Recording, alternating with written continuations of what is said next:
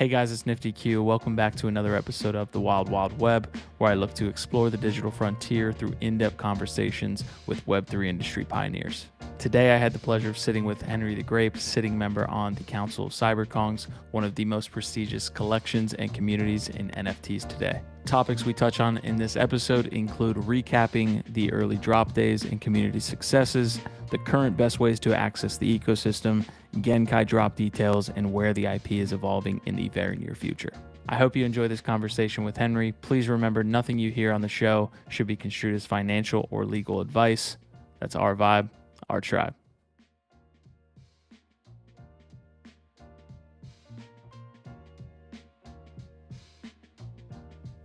All right, we are live. Henry the Grape, welcome to Wild Wild Web, man. How are you feeling today?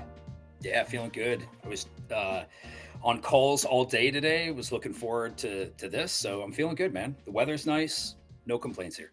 Hey, as a veteran as well, I wanted to really quickly shout you out here. I know Memorial Day was yesterday, but thank you for your service as well, brother. Thank you. I always say like it was an honor. It was like some of the best time of my life. So yeah, thank you. Do you have any other military service members that are in NFTs? I feel like that's a very small group. Yeah, surprisingly, so small story. When I came into Web3, there was a group that my brother and I and another guy started called the Non-Fungible Idiots.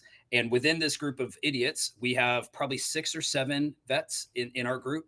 It's one of the things like I say, like we pride ourselves on. But interestingly enough, side note, CyberKongz, we were just at VCon and we were giving away Yep. a Genesis Kong. The guy that won it, this is the second year I've met him. The guy that won it is a military, active duty actually. And he came up to me like maybe 45 minutes before we were shutting down our booth just to say hi because he saw me last year. He was so happy he could make VCon because whatever was happening on base, he wasn't sure that he could make it. And not only did he make it, but he won the raffle. And I was like, oh, bro, that like makes me so happy. We've been following the CyberKongz floor too at 15 ETH. That's a hell of a giveaway for that guy. Yeah, it's funny because we were giving away VX Kongs, baby Kongs, and then a raffle for a Jenny.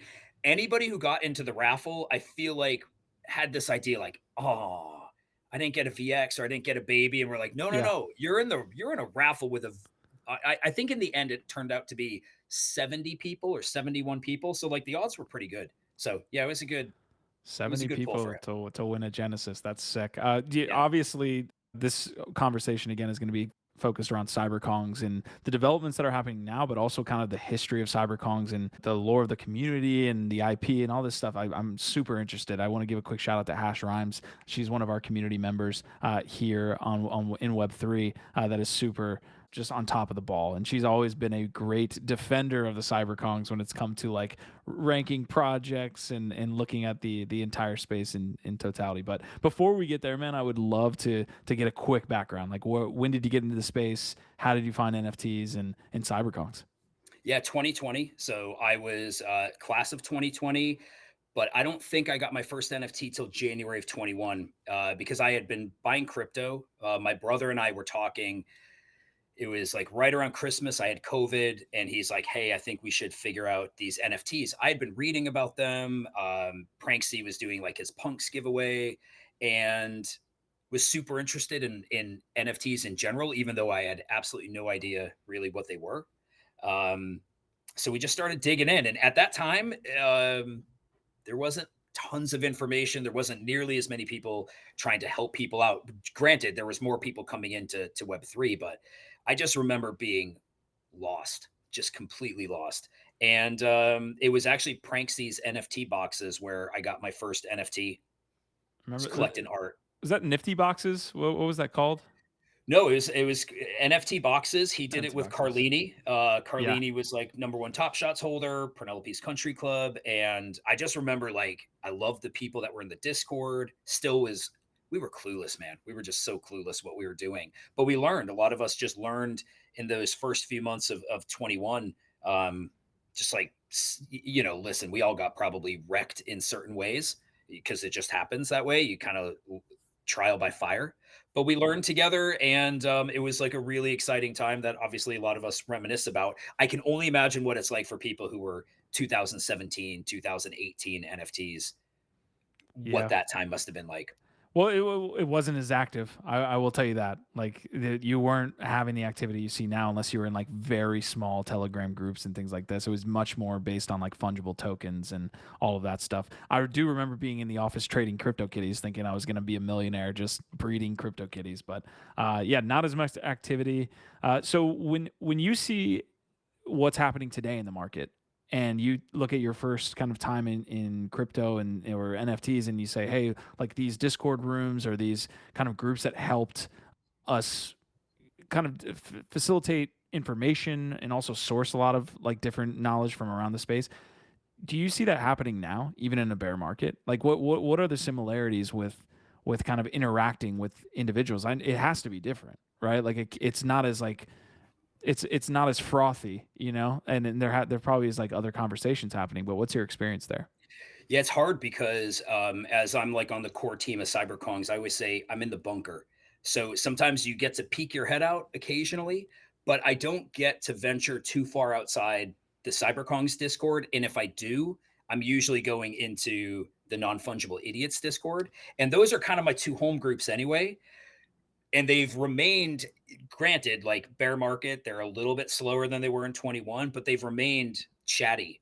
Gotcha. So I hear from other people though, like I'm like, hey, what's it like? I pop in other discords, but I don't get to spend hours in there. And I hear from other people that it has changed. I think everybody's, for the most part, kind of found their team. Whatever team they align with, they're like, hey, that's where I'm parking for the day. You get people that probably float, but I think people have found like their home base and that they primarily probably stick to their home base because there must be something in this market that they like about that in order Yeah. to kind of stick around. Just a real quick lightning question: is there any other collections or projects or IP that interests you, just from maybe like the outside? I know you said your head's down CyberKongz. Is there any other collection where you're like, oh, that they're doing some pretty cool stuff? Do you want to know something? I think one of the collections that is so underrated is Avagachi. Um, there's a lot of synergy between like CyberKongz and Avagachi. They don't get talked about. They don't care that they don't get talked about. I mean, maybe at some level they do, but like those guys build, they've been here building. I think because they're on Polygon, they don't maybe get the same degree of love as Mainnet might. Yeah. But yeah, that's a project that I like. And that's not just because I have some Avagachis. It's really because I just think they've got a cool ecosystem and that they have a lot of potential. Okay, so let's get up to the point in the conversation where we're talking about CyberKongz. But before then, I do want to see like how you got here, right? Like where did within that combo of like finding NFTs, getting into non fungible idiots, and into those first couple things. When did you find CyberKongz and what drew you to that? I faded Kongs. I remember because Dude, me again, too. I Worst faded idea Kongs. ever. I remember looking at like the OpenSea kind of feed when they minted on an OpenSea contract, March of 2021. And I'm just like, I was not into PFPs. I was collecting art and I was just like, oh my gosh, like what are these things? They're like mutant looking monkeys. And I didn't get it. I really didn't quite get it. And yet somehow I found myself into Bored Apes and I was like, oh, this is cool. So it was June, actually, June of 21. And my brother is actually the one I credit getting me into Kongs because he called me up one day. This is back in the days of Beanie. And Beanie must have been talking in R.I.P. the Pixel Vault. Beanie was talking in the Pixel Vault Discord about Kongs. And my brother called me up and he said, we have to get into Kongs. He said, there's something. This is babies that really just started breeding. They were around 0.1 Ethereum. VX may have been announced at that point, but it was still a good month and a half, 2 months off. And he's like, there's something going on in there. And I just think it's good. We need to check it out. So we go into the Kongz Discord. I met Inverted, who was on the Council of Kongz, which didn't exist at the time. And you want to know something? It was the first time. Keep this in mind. Like I was in Gutter Cats, I was in Bonsais, I was in, some of these other, I was in Cool Cats, some of these other degen projects. I never caught the vibe like I caught in Kongs. And I always say, like, some of it, I felt like, I want to make sure I'm perfectly clear. I have no hate towards apes. Like, I know there's some people who thinks apes and Kongs or Kongs versus apes. Like, maybe it existed with certain people at certain times, but personally speaking, their community manager is a friend of mine. I have lots of friends that are apes. I tried really hard within the Apes Discord to kind of like, I feel like I was trying to fit in, and I just didn't feel like dude, I don't feel like people ever really responded to me. And that's no hate. It was just a slightly different vibe. Mm. Maybe even I'm 40. It might have been like a slightly different age group too. And I went into Kongz and it was much smaller, keep in mind. In June, there was still only maybe 250, 300 people in Discord. And I just remember like questions getting answered, really warm and welcoming, which I know is going to sound like I'm saying and apes weren't. It's just you find the place that fits with what you're looking for. And there was just something about that time in CyberKongz that was just like, ooh, this is nice. Like it's it's small, but these are some big brains. They're really helpful. They're welcoming, and there was just something about it I loved. And I actually my first Kong, I traded one of my apes for a Genesis Kong, and that's how I got in. That was my first jump into the jungle. And And again, clarifying, no hate to apes, none. yeah, no. So what really drew me back in, other than hash rhymes, of course, like talking about Kongs all the Right. time, is the whale.swoosh Twitter thread that was just kind of, I don't think it went viral, but it like made its way to my timeline. And it was talking about this like provenance of what CyberKongz has been in the NFT industry, how they've innovated. So if you can give me like a brief rundown, and folks that are kind of like, hey, what is CyberKongz? And even those that are, maybe, peripherally interested, like what did CyberKongz do at the time that was so innovative? Yeah. I think a couple things, and like the Kong's ecosystem is pretty diverse. We're sort of a tech first gaming metaverse um, avatar with interoperability, but we're also like OG because we were formed from either punks or axie whales. And so we had this community that was really the base of it was these like real gritty Web3 knowledgeable degens. And so what CyberKongs are, kind of at a 35,000-foot view, we launched in March of 2021 with 1,000 Genesis Kongs, just art, nothing more than art. 1,000 Kongs on an OpenSea contract. And our founder, Mio, who's the artist, he just put him out there having no idea that anybody would care. He was a tattoo artist. It was a COVID relief project. He puts them out there, they sell out. And this community comes together. Keep in mind, Discord didn't open until 2 days after the sale. So it wasn't like there was, hey guys, go to Discord. Here's the pre sale. We're going to Yeah. get you jazzed up. Jump It through wasn't, 5 hoops to get on the wait list. yep, nothing like that. So this community starts to form. And if you go back and look at some of the old conversations, you see the conversations between devs and just degens talking about like, hey, we have this cool PFP, but there's only 1,000 of them, and that's not enough. Like for people to really rock them, it's too small. Hash masks had their token for naming your hash mask, and I think people had this idea like, well, maybe we can do some cool stuff with a utility token. And so, little over a month after the initial sale, there was a migration to a new contract. If you wanted to migrate, you didn't have to. Everybody ended up doing it because this new contract was not an OpenSea contract, and it allowed for daily yield of banana, which is our utility token. And I think it was sort of it wasn't the first utility token, but it was easy. You didn't have to stake a Kong. Genesis Kongs just yield every day for 10 years from I think April 16th, 2021. And the Genesis Kongs were what bred the baby Kongs, which there's 4,000 of those. And so breeding wasn't in itself innovative because to your point earlier, crypto kitties, think you mentioned, but it was all of these things coming together at sort of this perfect time, lightning in a bottle, this cool 2D PFP art that bred the next collection, which was the 4,000 babies. And then they took that momentum and were like, well, what else could we do with this project? Sandbox was sort of the meta at the time, metaverses. It was really starting to blow up, and Mio is an amazing voxel artist. So they Mm. came up with the first. We used Vox Edit. We were the first PFP project using Sandbox Vox Edit tool, and we had 15,000 VX Kongs that launched in August of 21. 5,000 of which were given to the Genesis and Baby Kongs. 10,000 were public sale. And to date, the VX Kongs are the most interoperable NFT in Web3, whether it's in metaverses or gaming. I could take this convo a bunch of different ways, but the one that I do want to get into is, for those people that are interested in CyberKongz, and I put myself in this category. I definitely faded them early. I don't know if you know this name, but CryptoLander was a guy who, yeah, CryptoLander was a guy who was in our community for a long time and was telling me, hey, every day, CyberKongz, you need to get CyberKongz, you need to get a CyberKongz. I never pulled the trigger, worst idea of my life, but he was getting us involved back then and telling us like, hey, this is what you need to do. But for those people who are interested in that stuff now, what's the best way to get involved in the ecosystem? Maybe in some form of like alpha here, right? This is not financial advice, but like Genesis Kong sitting at like 14 babies. I don't know what they're sitting at right now. VFX, like there's all these different ways that you could get exposure to that ecosystem or join in to the community. What's the best, or what are the ways to get in essentially Yeah, that you think are best? it's interesting because to your point, you could take it a lot of different ways. And I get asked this question a lot. It's hard to answer because, okay, Jenny's sitting at 14 or 15 ETH. That's a heavy pull for somebody, right? So not everybody's got that kind of ETH sitting around.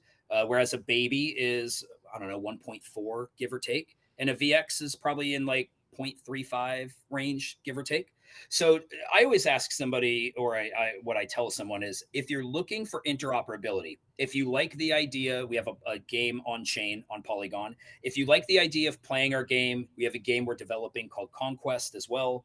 If you want to have an interoperable asset that you can take into Arcade, World Wide Web, Sandbox, if you want to be able to play it in certain games like Nifty League and Galaxy Fight Club, amongst a slew of others, then VX is the way to go. If you like the idea of the 2D pixel art and the OG art from our collection, there's only 4,000 babies. So I think that's still like a cool, really cool limited supply. And like I say the creme de la creme is the Genesis Kong, but it's a heavy lift. It's one thing if you paid 0.01 or you paid 1 or even 2, but it's a heavier lift. And so what I would really tell somebody right now is our next mint is coming up in July. Our next collection, it'll be almost 2 years since we launched our last collection.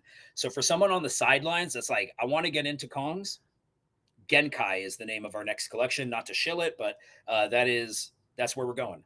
Genkai. Okay. I'm fascinated by this because I feel like, one, this is my first time meeting you, and again, there's a lot of connections here that we've made, but Genkai seems to be a move away from the pixelated art into some form of like anime or manga type look for the IP. Am I correct in that, or is You're that spot the on. where you guys are headed? Yeah, spot on. So actually, this podcast is the first podcast or spaces that we've done since announcing Genkai, other than our own. So this is really like, honestly, this is like getting to dip my toes in the water a little bit to like, Yeah. because I don't want to say we're pitching it. It sounds so bad. We're on the tour just talking about it, because the reality is we haven't minted in 2 years. There's a lot of people that want to know about Kongs. And so, yeah, Genkai shifts away from the 2D pixel art and from the voxel art that kind of CyberKongz are known for. And really, as we release our content, which we have content that we're going to be releasing, because sidetrack, behind the scenes for the last 2 years, we've been building a world. We've been building a story. And this is the medium through which we're going to be releasing that content. Is that Nikia? Am I saying that correctly? Yeah, Nikia. Nikia Okay. is our supercontinent, and like we're excited to tell the story of Kongs, and this is the way we're going to tell the story, is through Genkai. Well, I know, again, when you're a collection, even from the 2021 era, especially I think from the 2021 era, 2020 era, whatever you find yourselves in this first wave, you have to think about, very heavily think about, if you're going to do another collection drop. Because we've seen some projects mess that up. I'm not going to, I was gang, and I still am to some extent, but Gutter Cat, in a way, is kind of this like example for other projects to say, hey, look, don't mess this up. Don't these secondary collections. So give me a little bit of your thought on, introducing more supply to, the world of CyberKongz. Yeah, no, it's a great point, and we're going to get asked that a lot. Like, why another collection? How do you feel about another collection? The reality is this. So projects have decisions that you have to make in the current state of Web3, and there's a couple directions you can go as far as being able to. I don't want to say extend your runway because that makes it sound like a cash grab, but let's be real. There's two ways to go about keeping your treasury full. One is minting, endlessly minting, and two is a capital raise. Those are realistically two things that are on the table. And so CyberKongz launched 1,000 Genesis Kongs for zero point zero 0.01 Ethereum. Plus, there were 10 legendaries that were sold, but still, very small raise on the front end. Um, the baby Kongs were all bred by the community. And then the VX Kongs, there Wow. were 10,000 sold for zero point zero 0.07. So if you factor that CyberKongz probably had 800-ish ETH to deal with, give or take, I mean, you could check that number afterwards, which seems like a lot, but at the same time, we've been around for 2 years, and we've sunk a lot of money into our community. When I say our community, we've been building assets. Our advanced FBX files for our VX Kongs, our 2D sprites, our metaverse lands, which they cost a lot to build. And so part of what we want to be able to do is introduce content. We have a really rich story to tell. Well, how do you produce that content if all of your art is either voxelized or pixelized? And so like while I think 2D art is super cool, I like the Jennies and the babies. It's not quite the medium that we think makes sense for CyberKongz to go in the direction of.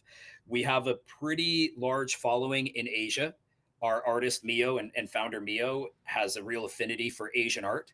And so we have been talking about this for a long while. This isn't something we're just like, how do we make money real quick? It was really, how do we introduce something in a way that doesn't feel like it's just diluting the system, but in a meaningful way that can continue to push our tech forward and bring new holders in? We still have a very small holder base considering how long we've been around. I think we're probably sitting 6,000 active holders. We want to increase that. So while some may look at it like you're going to dilute the collection by any amount that you add to the Hmm. collection, which we haven't released how many we're actually going to mint, the reality is for us to turn into the worldwide brand that we would like to become, it's going to take more than just the collection of 20,000 that we have right now between our VX and our 2D art.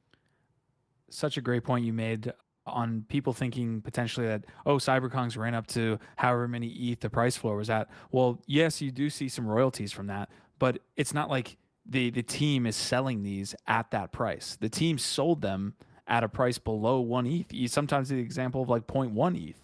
So you get in this situation of like the community is prospering, which is great. That's why you have zealots that are CyberKongz members. But how do you create a business model to continue? I think Point is zero 0.01. I mean, really, 0.01 was what Genesis Kongs were. No babies were sold.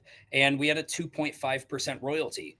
And to say all of it makes it sound like, well, then they're just doing this to raise cash. The reality is, this is a thoughtful way for us to mhm. expand the community while at the same time releasing a collection that is really going to drive the content that we make in the future.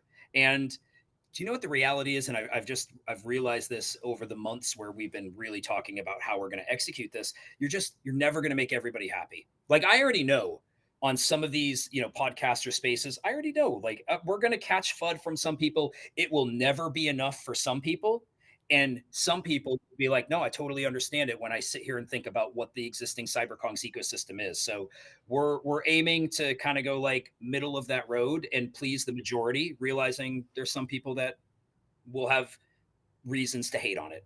Yeah.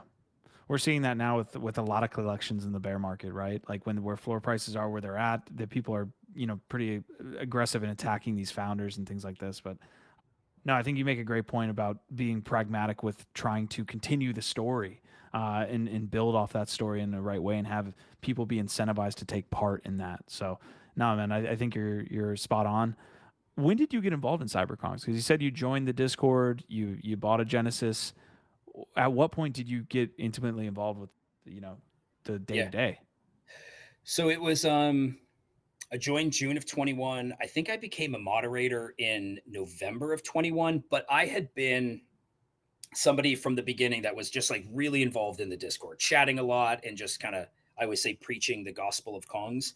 That was just sort of my funky role in the Discord, was talking Kongz and being friendly. In October I became mod. December of 21 I became the community manager, and then it was like February of 22 that I joined the Council of Kongz, which is the core team. And I think at the time, we're dev heavy. So we have like obviously me, or a founder. We have a lot of big brains like Coco on there, Owl, our lead dev. Um, I think they needed some perspective from somebody from the community, and somebody who's a little more front facing. That was part of what Yeah. was missing on the team. Are you talking like specifically from a Western standpoint too? You know what? So most of our team is actually based in Europe. Oh, I okay. think I'm the only person on the council that I know. I'm the only person on council that's in the U.S. Um, I think a lot of it was like a lot of the council shy. Got It's it. one thing to be behind a keyboard. It's another thing to go on Twitter Spaces or like a podcast. And I think a lot of what they're so good at is the dev side of things. It's like you can't put me on Solidity to be a dev. It's not my game. And it's hard to take our dev and all of a sudden like plop them on Twitter Spaces to have them broadcast the right message that we're trying to broadcast. So I think it was just like we need somebody a little bit more front facing, a little bit kind of high energy, a little bit crazy. And I think I filled that role. Taking that step is such a big moment because essentially when you start to put your face out there as a representation of the project or yada yada yada, you see how that can go in a negative direction with what's happening with Kevin Rose here even today, right? Like Yeah. he got in trouble just I think literally 24 hours ago for kind of throwing shade at Bored Apes, and people use him as kind of that lightning rod whenever they're talking about moonbirds. You're like, why is the moonbirds floor down? Kevin, do something. Do you ever feel like putting yourself out there is going to leave you open to that stuff?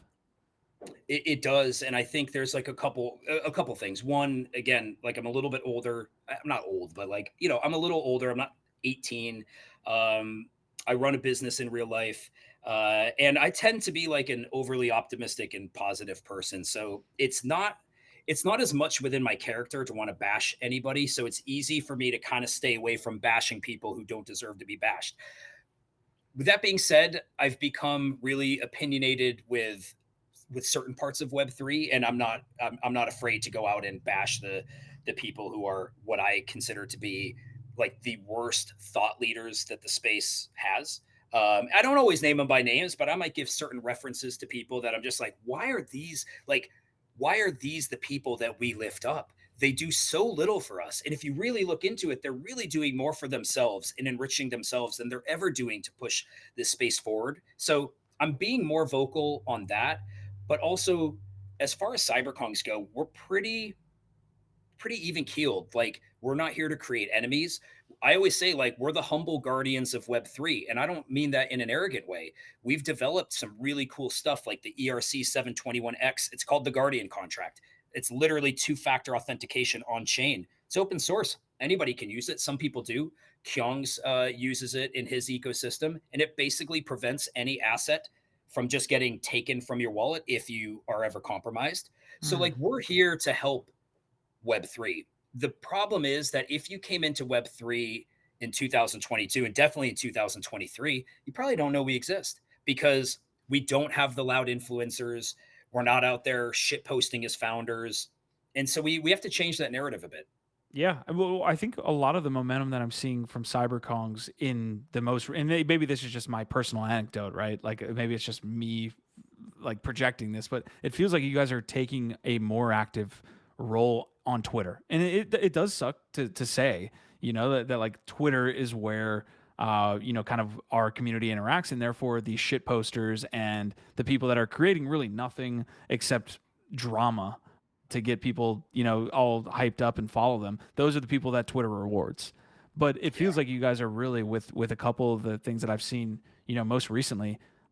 The I'm looking at it right now. Vivian, I make sure I'm saying this right. Vivian Tam, but that as well as Genkai releases, as well as the metaverse release that you guys have, like Yeah. that's all awesome. So this is what's so cool about Kongz is, and you're right, crypto Twitter rules so much of Web3. I'm probably going to go down this path of just like talking nonsense, but I'll try to connect all the dots here in a minute. But I'll rein I you in. like that. Okay, appreciate it. I like this type of conversation because Vivian Tam, she's an amazing designer based out of Hong Kong, world renowned. She did a fashion show in New York City during New York Fashion Week. CyberKongz were part of her fashion show. I actually went there with Chuck Liddell and a couple other Kongs. So we're at New York. I'm like sitting there at like front row, New York Fashion Week, and I'm watching these models come down the runway in Kongz gear. And I was just like, wow, this is wicked, man. This is like wild. With Chuck Liddell sitting next to me, who like who's Chuck. a Kong, by the way. Yeah. He's Chuck, and he's the nicest guy in the world. And she, to your point on Twitter the other day, she just included Kongz in a new collection that is going to not only be on her website but in stores. So we have these really cool like niche things that we're a part of because there's people that recognize like there's some really cool IP here. They gravitate towards it. At the New York Fashion Show, like Vivian Tam was wearing Kongz. I mean, you can see the picture. She's wearing a Kongz like blouse with 3 CyberKongz on it. So it's super cool. So we have, Vivian Tam, which obviously is great exposure for us. We have our mint in Genkai. We have Whale's thread that he wrote the other day, which, if Whale ever watches this, like was a super nice thread. He just had really juxtaposed that with Moonbirds, right? Because you could, to a certain degree, say like, well, Kongz, if you look at a chart, if you only look at a chart, you could look at Kongz and say, well, like, hey, those had a 215 ETH floor price. And what are they now? 15, 14? But the reality is we've been building, and provably we've been building. And to your point, we don't control that floor price. We didn't, we had a small royalty on it. We're not making money on that floor price, but we weren't sitting there canceling things left and right either. I think that's sort of that juxtaposition with Moonbirds. Again, no hate towards them. But I think we've had the momentum at our back over the last three weeks, maybe the last month, because our community is jazzed up for our next mint where we're releasing lore. But we were also at VCon, second year in a row, and our booth when I say we got mobbed in an amazing way. How can you miss that Kong? I tell people like we can't get away from him. He's in my warehouse actually. And like as much as I would love for us to be able to do a different type of activation, people want the 8-foot 3D printed Kong at their event. And the energy there was amazing. Gary V puts on an awesome event. It's the second year we've been invited there. And I think so to go from VCon, where we had amazing energy, tons of Twitter exposure, our feed was blowing up, to then Whale, 4 or 5 days later does a thread about us. Then we got Vivian Tam. We got our next mint. I'm just like, wow, we couldn't have scripted a better 3 weeks, if you will. It's the gears are kind of like meshing. And it feels organic, which a lot of times when you're looking at when collections or when projects try to strum up this like inorganic activity, to the point, I'm a Bored Ape member. Like when they're tweeting out Bored Ape Yacht Club, and it's like every member of the Bored Ape Yacht Club's tweeting this. It's like, all right, guys, like, well, just stop. But it seems like super, organic activity over the past 3 or 4 weeks, like you're saying. So specifically about Genkai, the distribution you mentioned on babies and VFX had a little bit to do with the Genesis holders, or had something to do with like previous holders. Is there a plan to do that with Genkai, or is this like a whole new type of distribution? Well, so we haven't. I'll tell you what we have released so far as distribution goes. Every Genesis Kong will get 2 claims for Genkai, 2 free claims. Every baby Kong will get 1 free claim. So we know that that's 6,000 supply right there. As far as the VX Kongs go, what we've said is if you are active, and we're specifically referring to our game on Polygon called Play and Collect. If you are active in Play and Collect, and there will be some kind of average that will take over a certain amount of seasons, then they too will have the ability to get a free claim. And then we'll have collabs in a public mint. That's which we'll be releasing the details on that as well. Okay. Well, I appreciate you giving me what info you could there. Sure. I need to make sure I'm saying this correctly again, so please correct my pronunciation. But is it Nikia? Niakia.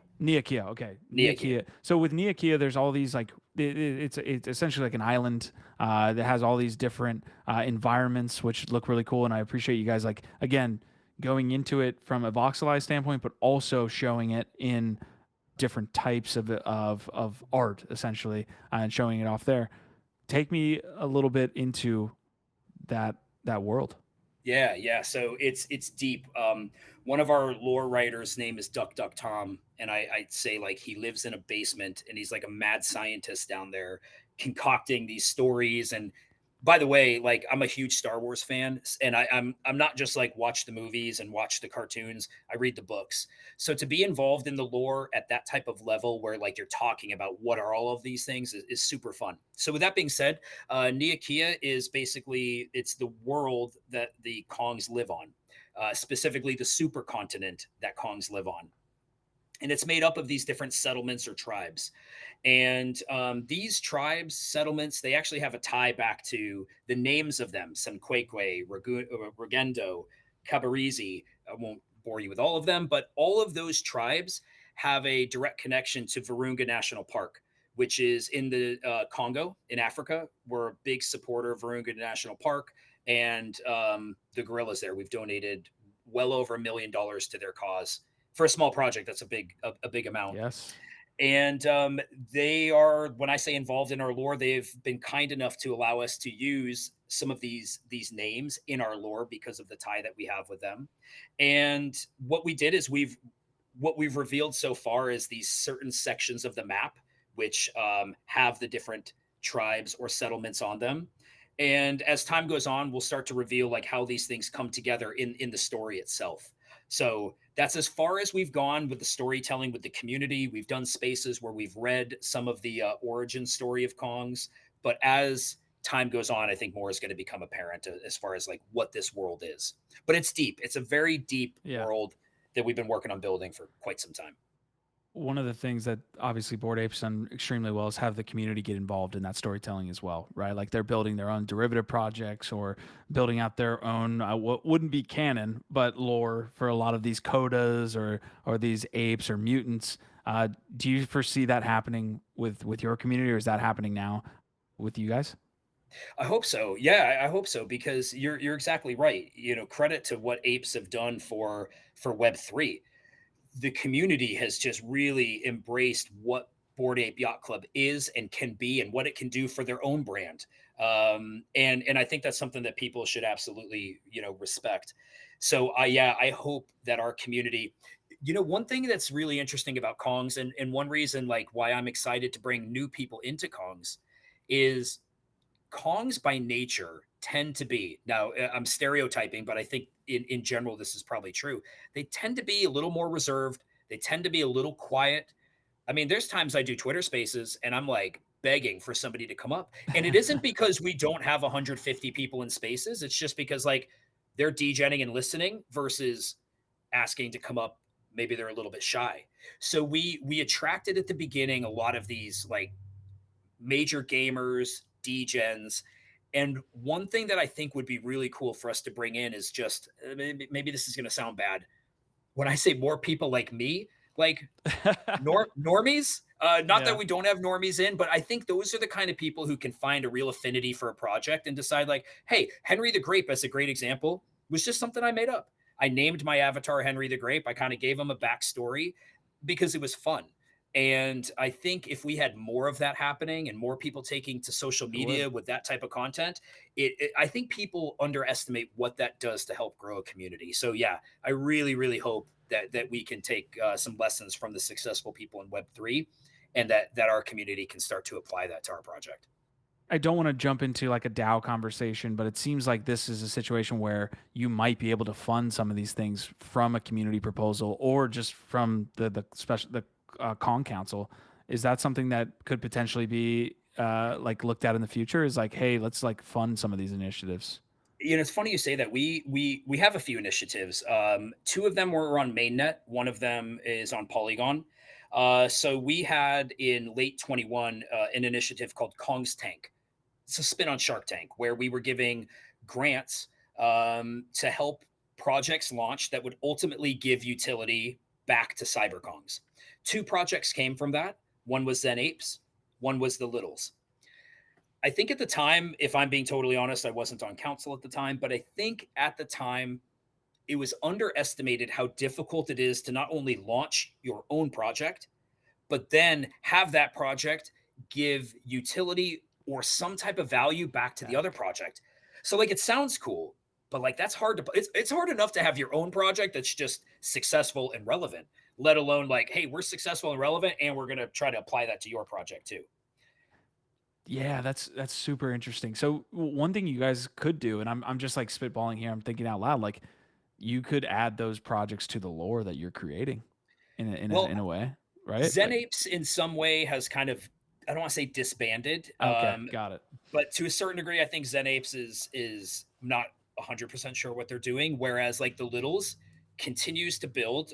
We got a really good relationship with Will from the Littles. But when we brought our game on Polygon, we initiated a new Kong's Tank, and it was Kong's Tank Polygon Edition. And that was, hey, we have our blockchain game called Play and Collect. It's the basis. We call it a gamified minting experience, but it's sort of the foundation from which a lot of what we're going to do in the future is going to come from. You can level up your VX. You can collect armor, shield, weapons in the game.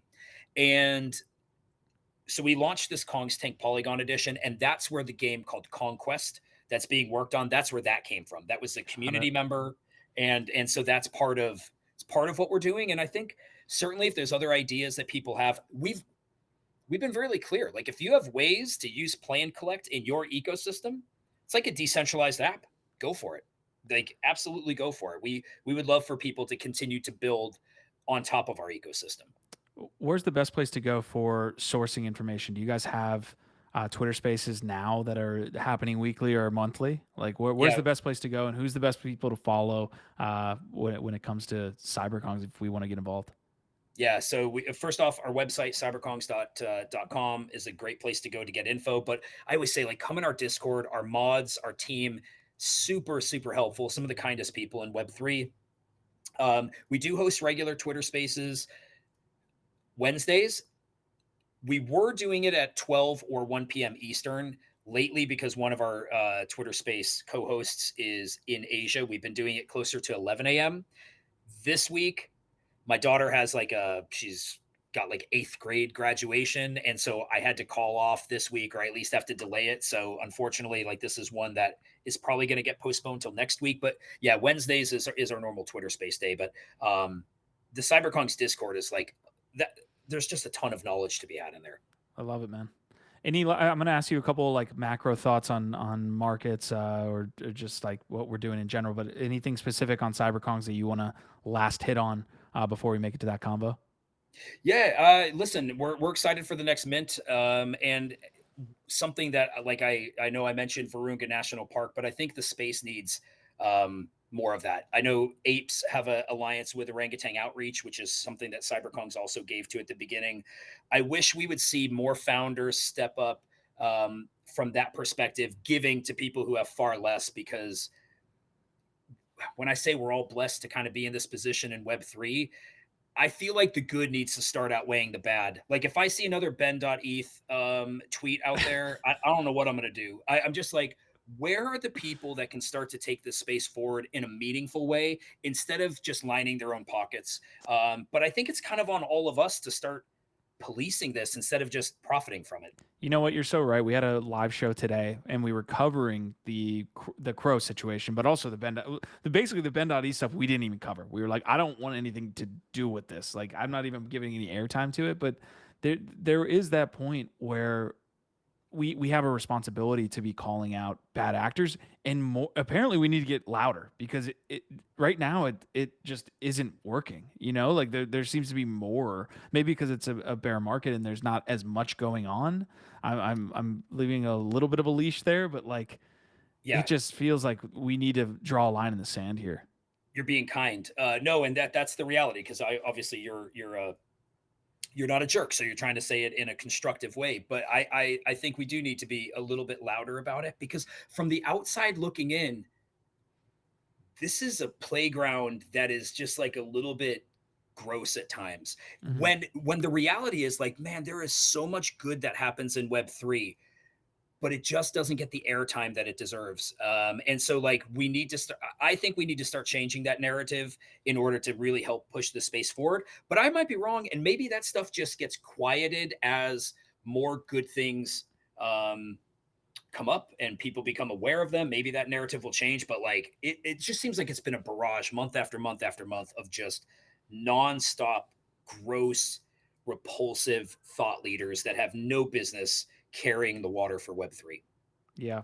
Well, it's going to come from projects like CyberKongz again, like building out what you guys are building out in the right way, you know. I So hope so. it's the storytelling, it's those things will get picked up because they're interesting. So broad market thoughts, real quick. Like, are we staying in a bear market for another 6 months, year? I know like this, none of this is financial advice, but do you have your thoughts on what this bear market looks like, and if we see an NFT, run that rivaled 2021? I've seen some good content on Twitter about shit coins being good because they've put more liquidity into the hands of NFT holders, and I'm like, okay, like I can get on board with some of that, but some of the bullish news, which I even tweeted this morning in response, I replied to somebody, which I said I'm surprised I even said this, was that there's news out of Russia and China, two places that I didn't think that I would have in the same sentence as being bullish for crypto. But Russia talking about using stable coins for cross-border transactions, China appearing to be way more lenient on crypto. Those are things that could absolutely help usher in a bull market. Uh, but one other thing is, I think we need more than what we have right now in innovation. I think innovation is a little bit stagnant, Mhm. and I feel like until we start to see a little bit more of that, we may be kind of sideways for a little bit. It's a lot of copy pasting that happens in this space. When people see a honeypot, they just want to just, obviously create it. You saw with when you guys created Banana, it was like, what, we could create a utility token along with our NFT? Holy shit, we're gonna do this over and over and over again. It just dilutes Yeah, into, yeah. yeah. All right, I don't want to get too negative here at the end of No, this all episode good, because man. this has been a great convo. So two separate questions I have. You can take it wherever, whatever direction you want to.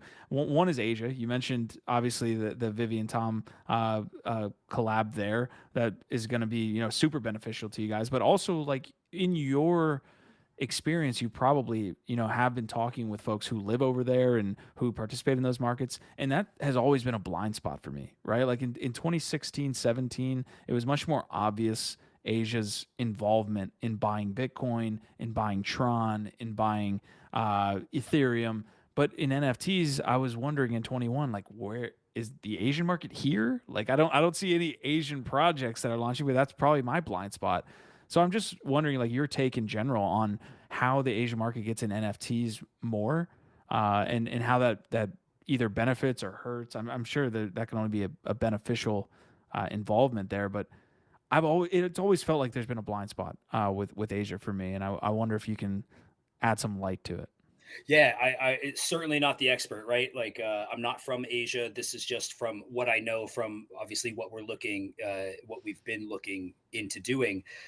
We've known that Southeast Asia, at least when it comes to whether it's Axes, whether it's CyberKongz, Southeast Asia, Indonesia, the Philippines, those are crypto hotspots. They are, yeah, crypto hotspots. They're doing great down there. As you go a little bit further north, Japan and South Korea are not what I say fully embracing NFTs. Like, they're coming in. Make no mistake, they are coming in, but they are not in the same way that you'll find down in Southeast Asia. So there is a massive market that is yet to come into Web3.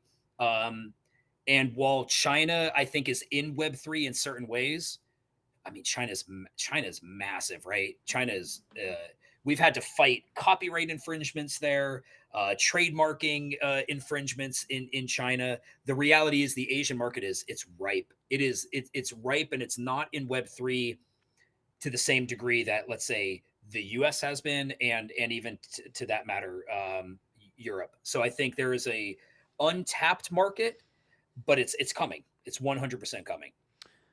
And my last question here is regarding around the kind of that bull market question I was asking. When we potentially do see a return in the NFT market, what I've been trying to get across to a lot of folks is that in my time in ICOs and the previous cycle, there were major projects that were a big part of that cycle that when the next bull run happened and you did see a run up with Bitcoin and you did see a run up with ETH and to some extent a lot of other of those larger projects, there were some that didn't make it.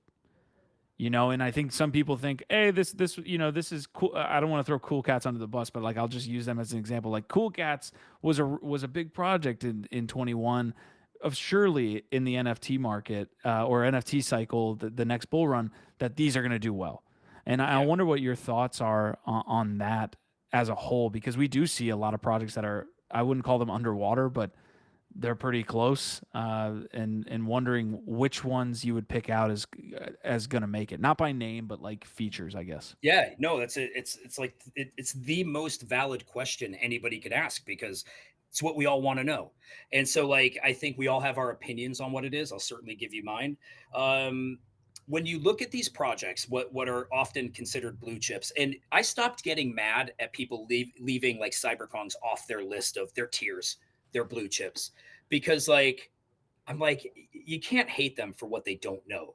And why don't they know? Maybe we haven't been the greatest at delivering that message because maybe our marketing has kind of sucked. Maybe our presence on social medias hasn't really been up to par. And so, to your point, what you said earlier, like there's more of a presence that we've had on social media. And so, with that being said, to me, I look at it and I'm like, how do you gauge a project and whether it's worth holding, whether it's worth getting into? I think you have to, at least for the OG projects, take punks out of it because I don't care what they've delivered. They're historic in a way that it just bucks the trend. So I'm like, what has the project delivered? What have they done? And if you can't really list a whole lot in 2 years of what you've accomplished, what have you contributed to your community other than endlessly launching collections? If you haven't actually done something, whether it's a successful game, whether it's a successful community, and when I say a successful community, I mean like if you have people that are showing up in Discord regularly right now in this market, you're doing pretty good. If you still have people coming in wanting to know about your project on the regular, you're doing pretty good. If you're getting invited out to some of the top tier conferences, you're doing pretty good. But it's even more than that. What are you doing on chain? Like, are you a project? And I'll try to wrap this up to make it fluid. Like, are you a Web3 project that just wants to be a Web2 brand? If so, then if that's what you're going for as far as what you're looking for in a project, just a Web3 project that's going to become a Web2 brand, I think there's plenty to choose from. But if you're looking for a Web3 project that's going to stay true to Web3 and the Web3 ethos, to me, where I see the most of that is in the gaming side of Web3. That tends to be the faction that I find where people are more aligned with, oh, this is going to sound terrible, like the purity of Web3, but sticking to the idea of like, no, we're Web3, we're proud of it, and like we're not just using Web3 to become Web2. Like we're Why do you not think just that using, is? because I think the basis for Web3 gaming lies in Web3, and I think what you find is a lot of the Web3 gaming projects are like really, really deep, knowledgeable, degenerate type of people that love Web3. They love the decentralization of Web3 and they like the culture of Web3. And so I think that it tends to breed. Now, again, this is a little bit of the side of Web3 that CyberKongz aligned with. So whether it's Avagachi, whether it is, Galaxy Fight Club, whether it was Ether Orcs, when you get on these spaces and you're talking to people in some of these super spaces, you're like, oh, dude, what you're saying, that resonates with me. Or what you're Mm. saying, that and I found that a lot of what Web3 is right now, a lot of the top tier projects is just using Web3 as a way to become a Web2 brand, which by the way, I realize why. There's way more revenue streams in Web2 than there are in Web3. So I get it, but at the same time I look at some of these projects and I'm just like, but what is it? Like at its core, what is it? And what is it that you're delivering other than perceived value to people who are speculating? And I feel like at some point projects will be judged by what did they actually deliver? What have they actually delivered? And those are projects that I personally like to align with. And I'm still holding out hope for Pixel Vault, man. I really hope one day Pixel Vault comes through with something because I thought they were kind of in that ecosystem. I've fallen out a little bit with what they're doing, but again, to the gotchis, to the Kongs, it may not always look like the sexiest thing on the face of the earth because like we aren't the shillers, we're not the major influencers. But I think in the end, I always say on our spaces, like I truly envision my grandkids playing with Kongs in the future. I really do. And that's one of the reasons I have such affinity for it is I've spent so many microtransactions on Roblox that I'm just like, it makes sense. And you know what? My 17-year-old daughter is a Kong. She bought a VX Kong with her own money. So I'm just like, there's something about it. I see the way that her friends look at NFTs. They think it's cool. It's a little grungy. It's a little hip. And I just think at some point this is going to be a side of Web3 that's really going to resonate with the world once they understand it. Not to say that the Web3 becoming Web2 isn't going to work either. There Yeah. will be success in that route too. I know there will be. But personally speaking, I align with the Web3 builders, the tech first innovators. Henry, this has been a great conversation, man. Dude, Like you're awesome. I could not have put that topic and kind of wrapping up that conversation into a better kind of way in statement there. So I appreciate you a lot, man. Thank you so Thank much you. for hopping on today. I learned a lot about CyberKongz. Hopefully you did at home as well. And I can't wait to follow the release of Genkai, the metaverse you guys are creating. And I'm just I got schooled today on CyberKongz, so I appreciate it, man. It's been a long time overdue. Yeah. Hey, thank you for having me on. We always appreciate the opportunity to talk Kong. So you were awesome. Thank you. Awesome. All right, folks. See you next time.